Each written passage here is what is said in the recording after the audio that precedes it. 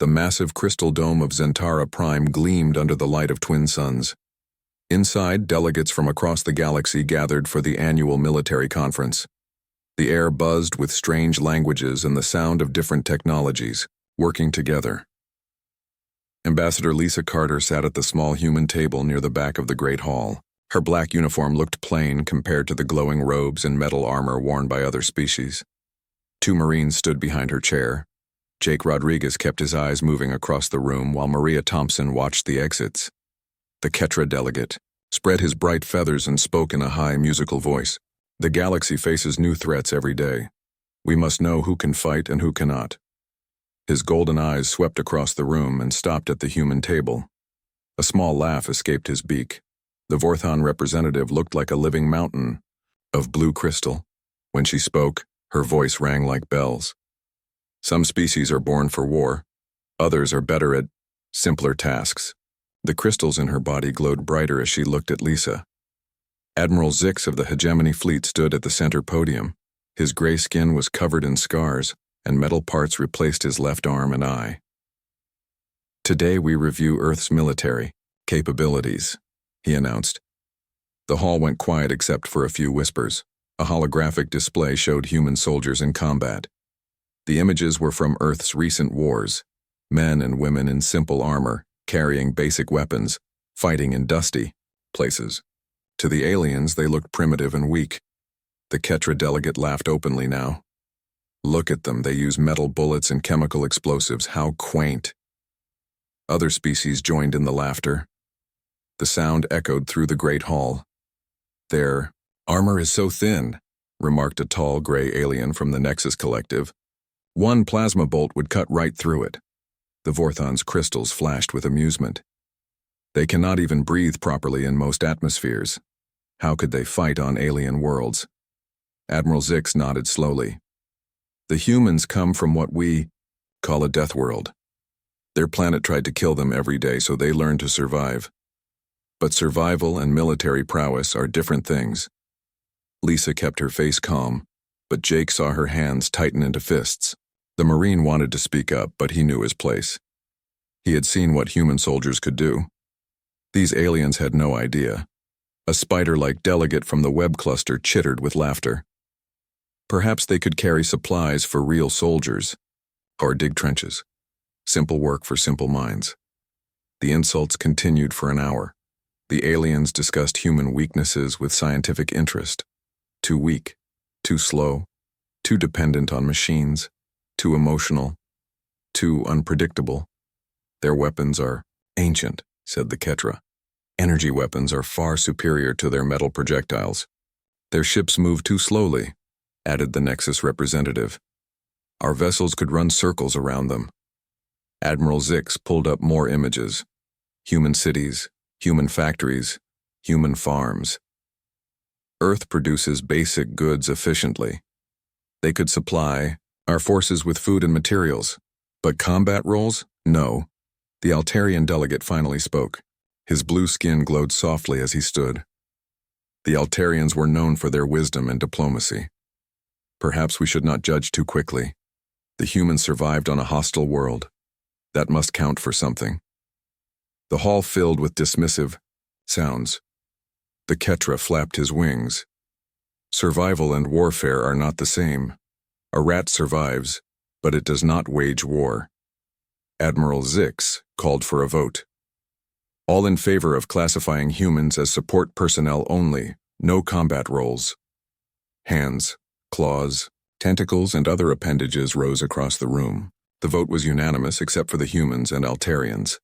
The decision is made, Zix announced. Humans will serve in logistics, maintenance, and supply roles. Their soldiers may train with ours, but will not see real combat. Lisa finally stood. The hall went quiet as all eyes turned to her. Admiral, with respect, this decision may prove costly. My people have experience that could benefit the galaxy. The Ketra laughed again. Experience at digging in dirt, perhaps.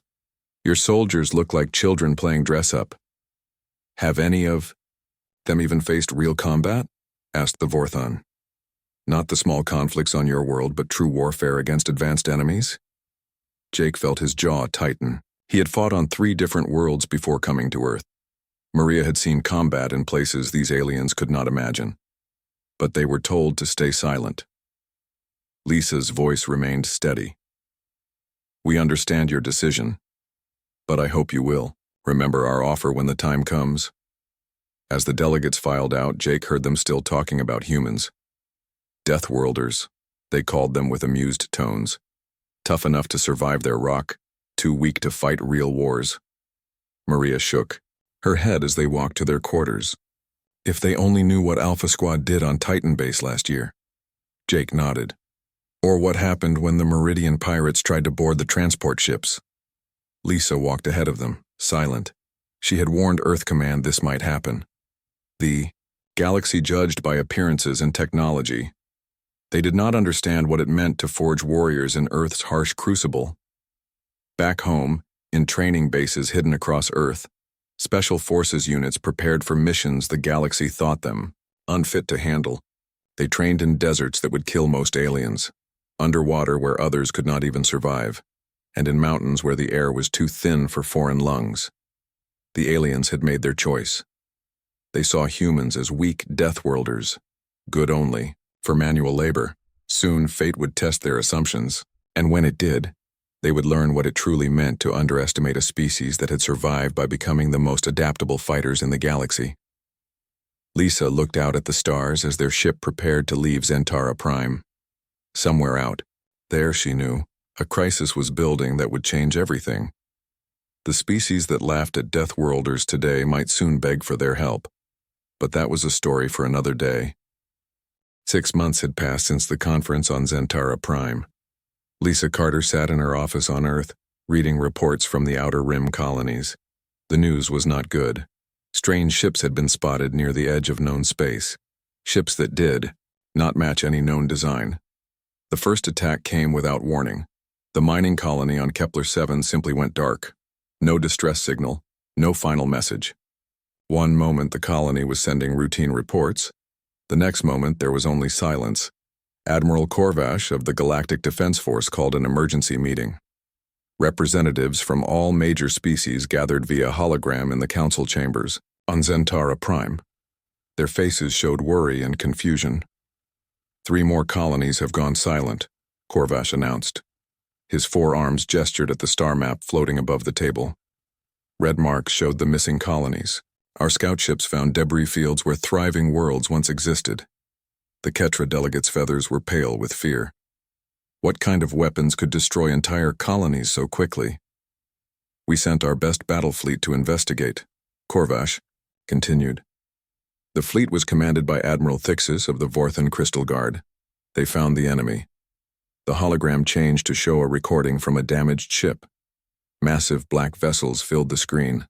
They looked like angular insects, made of dark metal. Energy weapons lashed out from them, tearing through Vorthan crystal ships like they were made of glass. The fleet was destroyed in minutes, Korvash said quietly. Only one ship escaped to bring us this recording. Admiral Thixis and 30,000 Vorthan warriors are dead. The chamber fell silent. The Vorthan were known as the galaxy's strongest fighters. Their crystal armor could stop most weapons.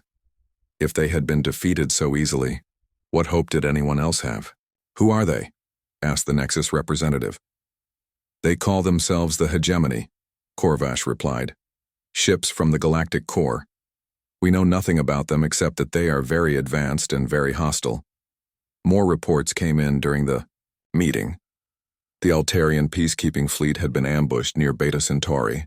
The Ketra air superiority squadrons had been shot down over New Talon. Every time the galactic forces met the Hegemony, they suffered terrible losses. Our weapons cannot penetrate their shields, reported General Vex of the Ketra. Their ships move faster than ours. Their weapons are more powerful. We are being slaughtered.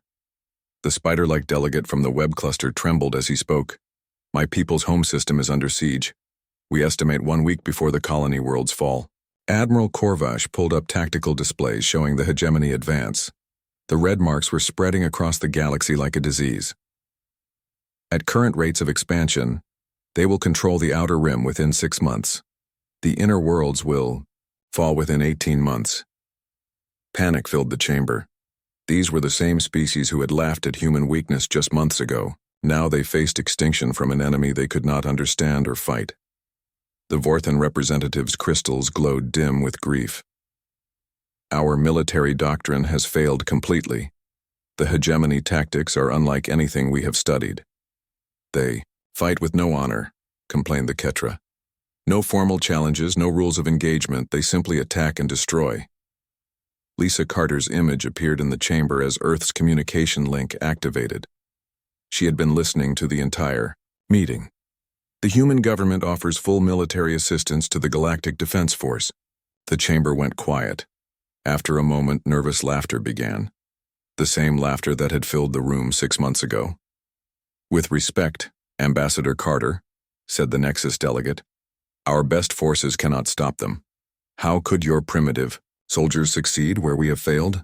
The Ketra delegate nodded. Your weapons and ships are generations behind ours. If we cannot win, how can you?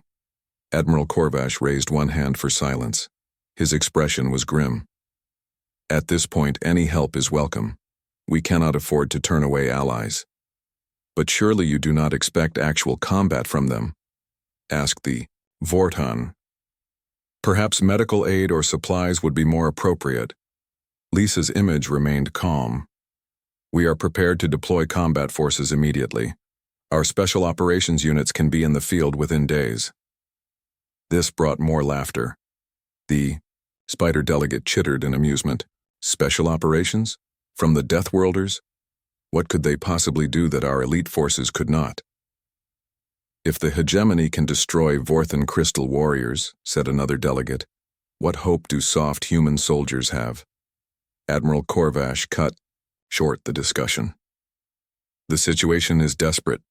Earth soldiers will be deployed to the Outer Rim under Galactic Defense Force command.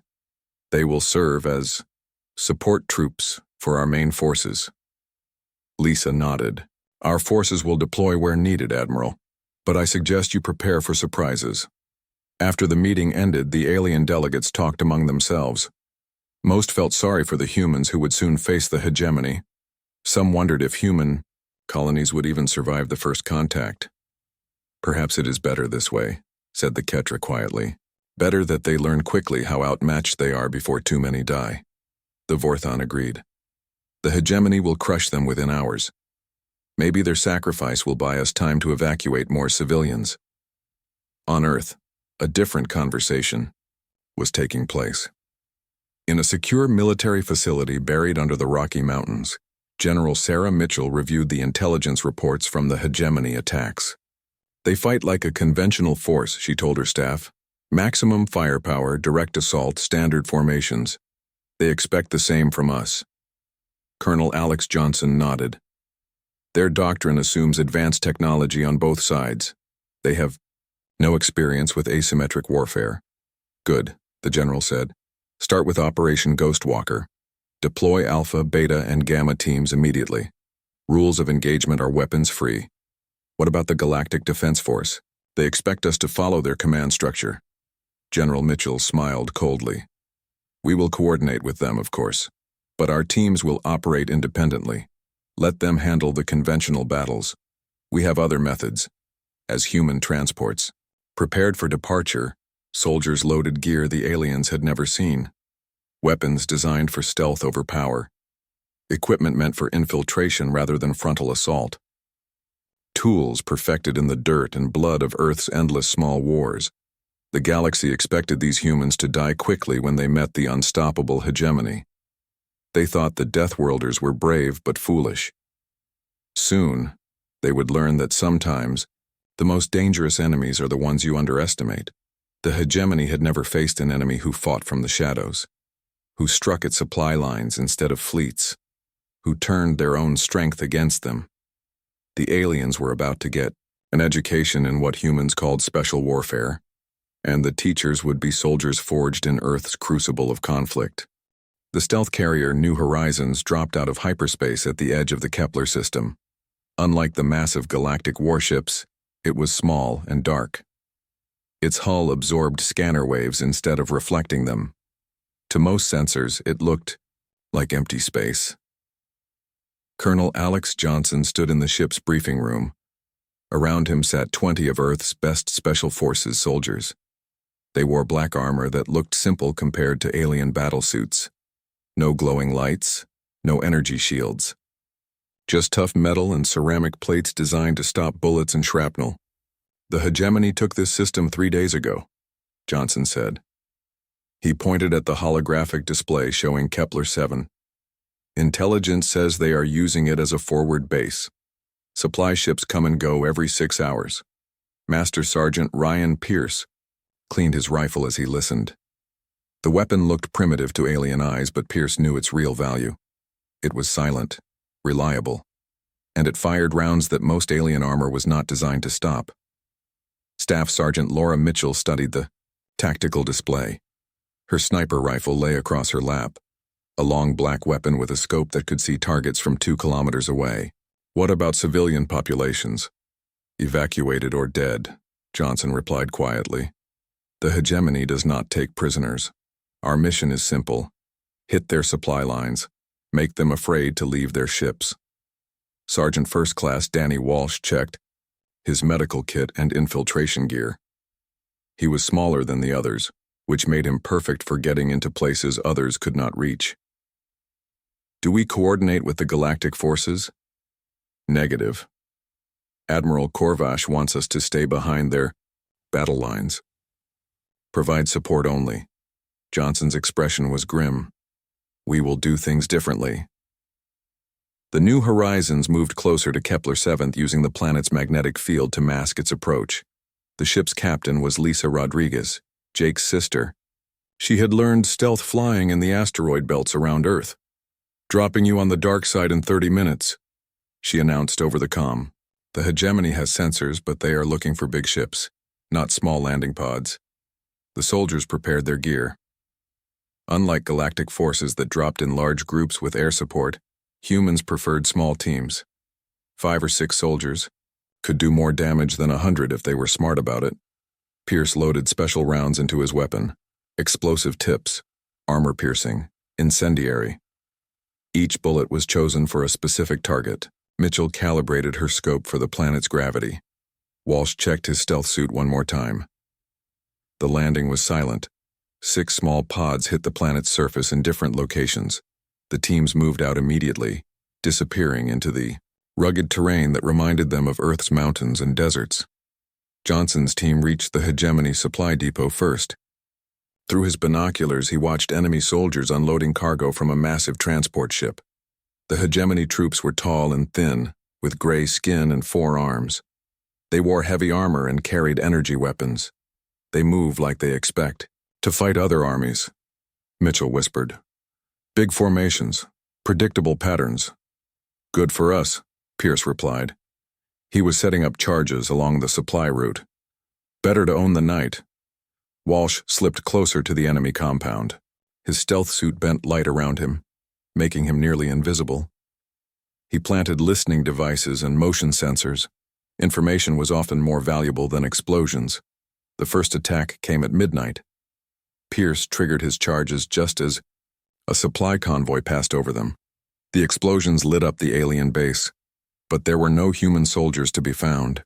By the time the hegemony troops responded, the humans were gone. 6 hours later, another depot exploded, then another. The pattern continued for days. The hegemony never saw their attackers. They found no bodies, no evidence except destruction. The enemy started sending patrols to hunt for the saboteurs. These patrols never came back. Mitchell's rifle spoke from the darkness, taking down commanders and communication specialists. Once the leaders were dead, Pierce would move in to finish the job. The hegemony brought in scanners to find the human teams. Walsh hacked into their systems and fed them false readings. While the aliens chased ghosts in empty valleys, the real teams struck at undefended targets. Colonel Johnson coordinated the attacks from a cave network that reminded him of Afghanistan. Earth's wars had taught humans to fight from hiding places that enemies could not find. The aliens were learning to fear shadows. "Supply runs are taking twice as long now," Walsh reported during a team meeting. "They are sending escorts with every convoy." Which means less ships for the front lines, Johnson replied. That is what we want. Pierce had captured hegemony weapons and learned how to use them against their makers. Energy rifles became improvised bombs. Their own shield generators were turned into traps that fried anyone who touched them. Mitchell had count of 17 confirmed kills. All officers or technical specialists. The hegemony command structure was beginning to crack under the pressure. They could not function when their leaders kept dying. On the Galactic command ship, Admiral Corvash studied the reports with confusion. The human forces were supposed to provide rear support, but according to this, hegemony attacks in Sector 7 have completely stopped. The Vorthon delegate examined the data. Perhaps the humans retreated when they met real resistance? No, said the Altarian representative slowly. Look at these supply ship reports. The hegemony has tripled their convoy escorts in that sector. They are afraid of something. The Ketra delegate laughed. Afraid of humans? Impossible. More likely they face other threats. But deep in the hegemony command ship orbiting Kepler, 7 Commander Vexthul studied reports that made no sense. His forces controlled the planet completely. Yet somehow they were losing soldiers and supplies every day. We have seen no enemy army, his aide reported. No large ships, no formations. But our losses continue. Vexthul's 4 eyes focused on the tactical display. Show me the attack patterns again. The hologram revealed a strange truth. The attacks happened everywhere and nowhere. Always at night, always against the weakest targets, never where they expected. This is not how civilized species fight, Vexthul said. Where are their battle lines, their formations, their honor? His aide trembled slightly. Sir, perhaps these are not civilized warriors. Perhaps these are the humans the other species warned us about. Impossible, Vexthul replied. The galactic races described them as weak primitives. This cannot be their work. But as another supply depot exploded in the distance, Vexthul began to worry. His soldiers were becoming afraid to leave their ships. Morale was falling, and somewhere in the darkness, an enemy he could not see was teaching his forces to fear the shadows. The galaxy had laughed at Deathworlders. Now the hegemony was learning that sometimes the deadliest enemies were the ones who fought without rules, who turned the night into their weapon, who made fear their ally. The humans had only just begun to fight. 3 weeks had passed since the human teams began their operations. The hegemony advance had slowed to a crawl in sectors where humans fought. Supply lines that once moved freely now required massive escort fleets. Morale among enemy troops was falling fast. On the Galactic command ship, Admiral Corvash stared at intelligence reports with growing amazement. The hegemony has pulled back from 3 star systems, he announced to the War Council. Their expansion has stopped completely. In the outer rim, the Vorthon delegates' crystals glowed with confusion. How is this possible? Our forces are still rebuilding. The Ketra fleets remain in defensive positions. Perhaps they are regrouping for a larger attack, suggested the Nexus representative. Admiral, Corvash shook his head. Our spies report something different. The hegemony is afraid. Their soldiers refuse night duties. They travel only in large groups. The same thought occurred to several delegates at once, but none wanted to say it out loud. The only new factor in the war was the deployment of human forces. In the Kepler system, Colonel Johnson received an urgent message from Earth Command. Sergeant Walsh had intercepted hegemony communications. Their codes were broken. The enemy was planning something big. They are moving their command ship closer to the planet, Walsh reported. Admiral Vexthul wants to personally oversee anti-guerrilla operations. Johnson smiled grimly. Good. Time to show him what guerrilla operations really means. Master Sergeant Pierce had been busy for days. He had mapped every hegemony position on the planet. More importantly, he had found their weakness. The aliens relied too heavily on automated systems that could be hacked or destroyed. Staff Sergeant Mitchell had her own target. Through her scope, she watched hegemony officers coming and going from their main base. She had learned to recognize their ranks and habits. Tonight would be different. The attack began with Walsh doing what he did best. He infiltrated the main hegemony communication center disguised as a maintenance worker. His captured hegemony gear made him look like another four-armed soldier in the dim light. Walsh planted viruses in their computer systems and disabled their sensors.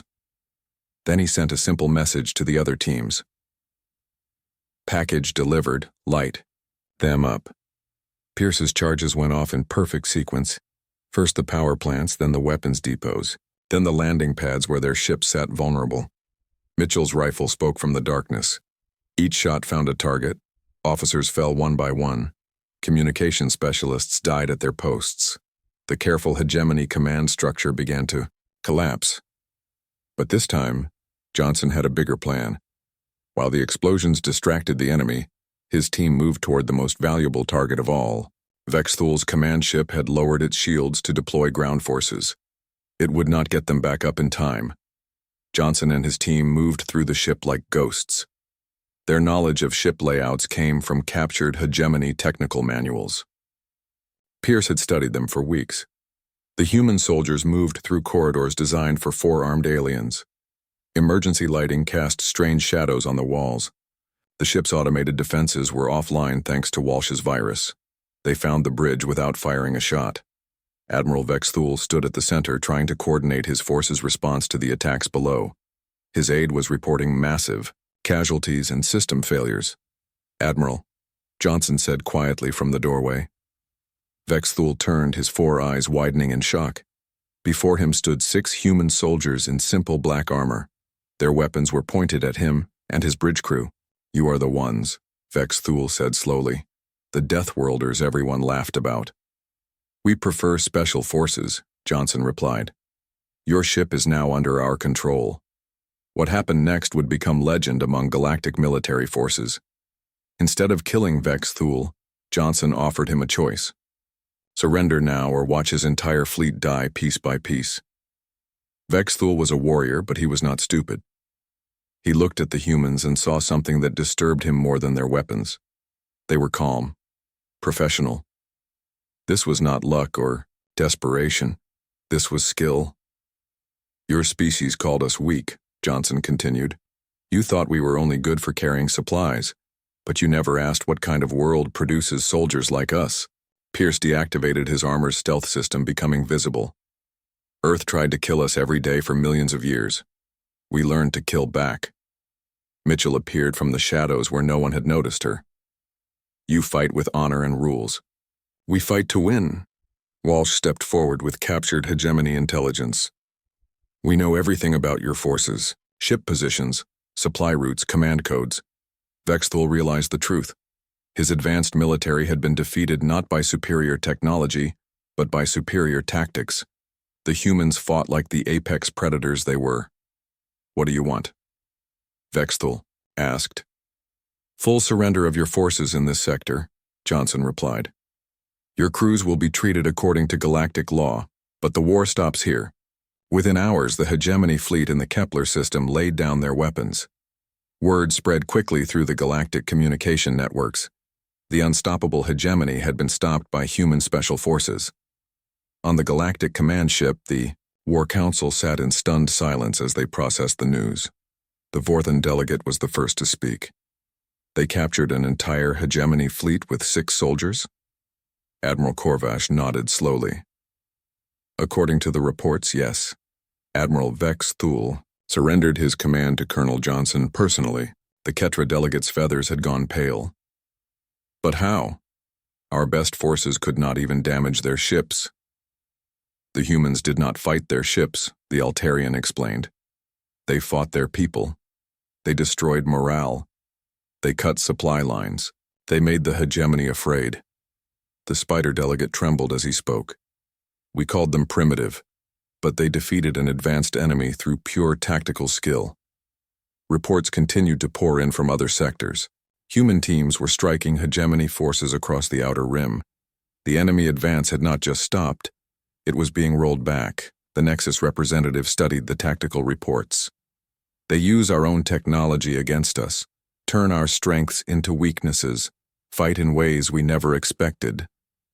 Admiral Korvash stood and faced the council. I think it is time we stopped laughing at Deathworlders, and time we started learning from them. In the Kepler system, Colonel Johnson stood on the bridge of the captured Hegemony flagship. Through the view screen, he could see other Hegemony ships powering down their weapons. Pierce finished rigging the ship's engines with monitoring devices. If they try to restart the war, we will know. Mitchell confirmed that all enemy communications were being monitored. Walsh had already downloaded their complete database of fleet movements and strategic plans. Johnson activated his communicator to report to Admiral Corvash. Mission accomplished, Admiral. Recommend immediate deployment of additional human special forces to other sectors. The colonel allowed himself a small smile.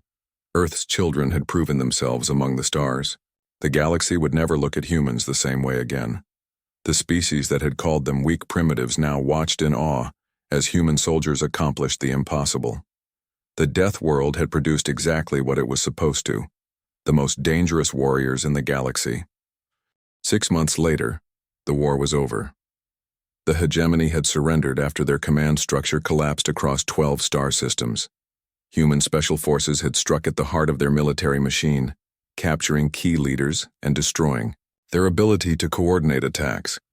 The Great Council chambers on Zentara Prime looked different now. The same hall where aliens had laughed at human weakness now buzzed with respectful whispers. Representatives from across the galaxy had gathered to sign the peace treaty.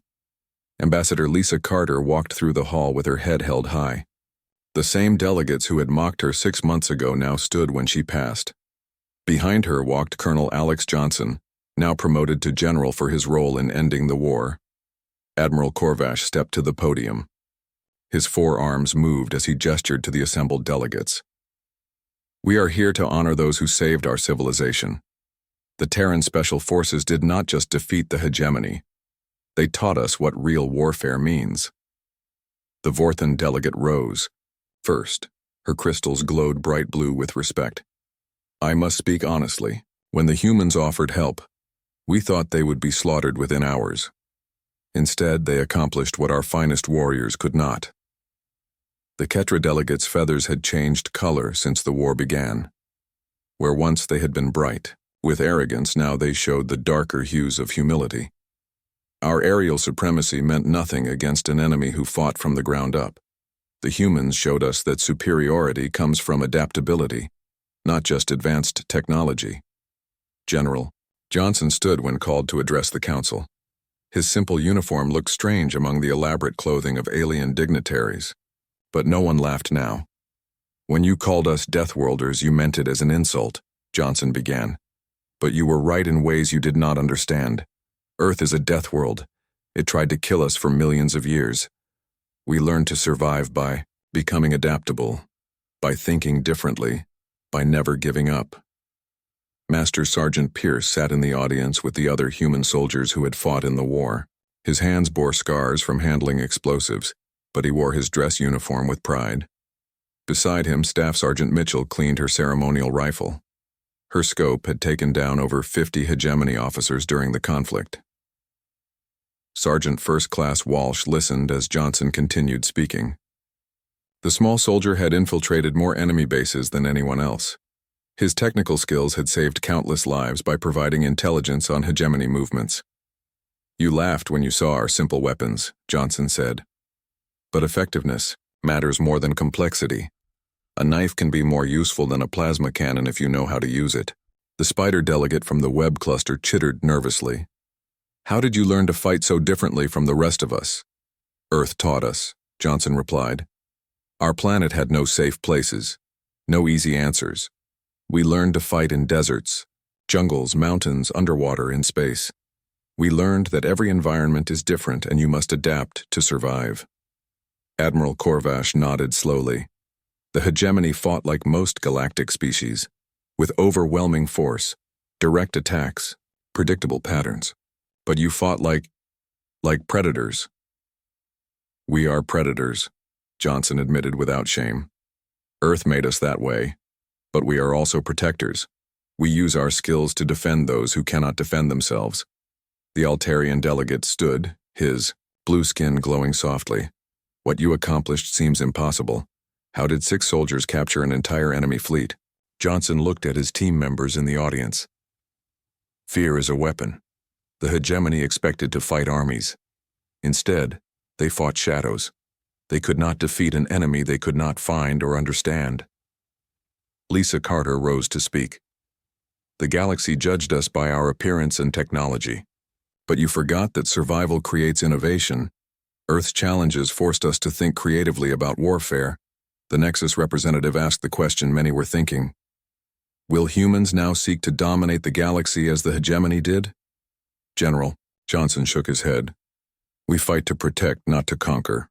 Earth-seeking dominance would just create new conflicts. We prefer partnership. Admiral Korvash announced the formal treaty terms. The Galactic Defense Force will establish joint training programs with human military forces. Human Special Operations Doctrine will be taught to officers from all member species. The chamber erupted in approval. Species that had once dismissed humans now competed to send their best soldiers to train on Earth. As the ceremony continued, Pierce whispered to Mitchell, "Remember when they said we were only good for carrying supplies?" Mitchell smiled slightly. "Now they want us to train their elite forces. Funny how things change." Walsh nodded toward the alien delegates. "Look at them. They are taking notes on everything the general says. They want to understand how we think." The Vorthan delegate approached the human group after the ceremony. "General Johnson, my people would be honored to send officers to your training facilities. We have much to learn." The Ketra delegate joined them. "Our pilots are skilled in air, combat, but we lack knowledge of ground operations. Could your soldiers teach us?" "Of course," Johnson replied. "We are allies now. We share knowledge freely." As delegates mingled after the signing, stories were shared about the war, how human teams had captured supply depots without firing shots, how they had turned hegemony technology against itself, how they had fought in environments that would kill most aliens. The Spider delegate approached Lisa Carter.